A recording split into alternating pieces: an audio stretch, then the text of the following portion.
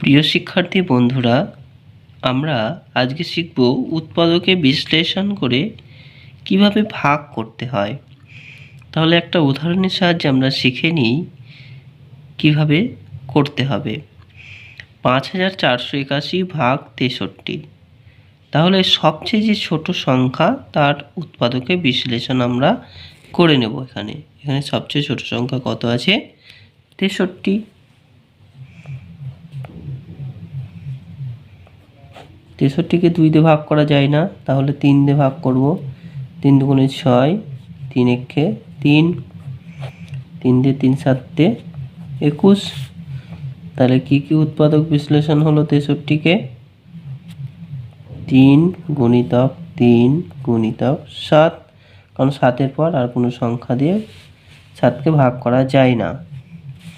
এবার আমরা ভাগ করব। ৫,৪৮১কে এইভাবে উৎপাদকের সাহায্যে ভাগ করতে হবে। প্রথমে সংখ্যা কত? ৩। তাহলে ৩ একে ৩, ৫ থেকে ৩ বাদ গেলে ২, ২ আর ৪ কত হয়? ২৪, ৩ ৮ ২৪। এবার ৩ দুগুণে ৬, কারণ ৮-এর নিচে নিতে হবে, তাহলে ৩ দুগুণে ৬, এখানে ৮ থেকে ৬ বাদ গেলে ২ পড়ে থাকছে ২১, ৩ সাতে ২১। তাহলে ৩-এর কাজ শেষ।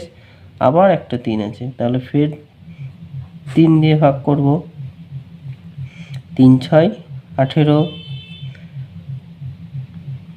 এবার ৩ ৯ ২৭, ৬৯ হবে না ৬০৯ হবে? কারণ তোমরা দেখো এখানে ৩ যে সংখ্যা ১৮২ যদি ভাবি, তাহলে একটা শূন্য নেব। ৩ ৬ ১৮, তাহলে ৩ ৬০ কত হয়? ১৮০, তাহলে ২৭ পড়ে থাকবে, তাহলে ৩ ৯ ২৭। পরের সংখ্যা কত? ৭। ৭, তাহলে ৭ দিয়ে ভাগ করে দেখি। ৭ ৯ ৬৩ হবে না, ৭ ৮ ৫৬। ৫৬ হলে কত হবে? ৪ ৪৯, ৭ ৭ ৪৯। তাহলে উত্তর কি লিখব? নির্ণেয় ভাগফল সমান ৮৭। এই নিচে যেটা থাকবে সংখ্যাটা, এটাই হচ্ছে নির্ণেয় ভাগফল। আমরা আরেকটা উদাহরণ দেখে নিই। সেটা কি? ৭,৯৩৮ ভাগ ৮১। তাহলে ৮১-র আমরা কি করব? আগে মৌলিক উৎপাদক ভেঙে নেব। ২ দিয়ে ভাঙা যায় না ৮১-কে, ৩ দিয়ে।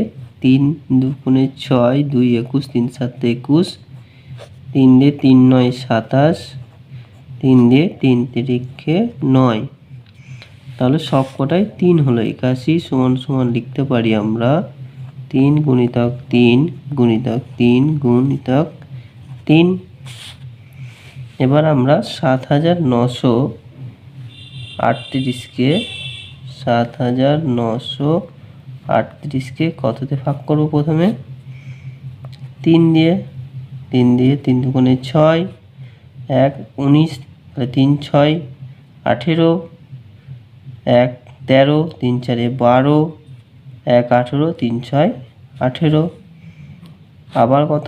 পরের সংখ্যাও ৩, আবার ৩ দিয়ে ভাগ করব। ৩ ৮ ২৪, এবং ২৬-এর কম সংখ্যা হচ্ছে ২৪, তাহলে ২৬ থেকে ২৪ বাদ গেলে কত হয়? ৩ ৮ ২৪, তাহলে ২৪, ২৬ থেকে বাদ গেলে ২ ২৪, আবার ২৪, ৩ ৮ ২৪, ৩ ২ ৬, ৮৮২। আবার পরের সংখ্যা ৩ নেব। ৩ ২ ৬, ২ ২৮, ৩ ৯ ২৭, ১ ১২, ৩ ৪ ১২। আবার কত আছে? ৩। এই ৩ দিয়ে ভাগ করে যে ভাগফলটা আসবে সেটাই আমাদের উত্তর হয়ে যাবে।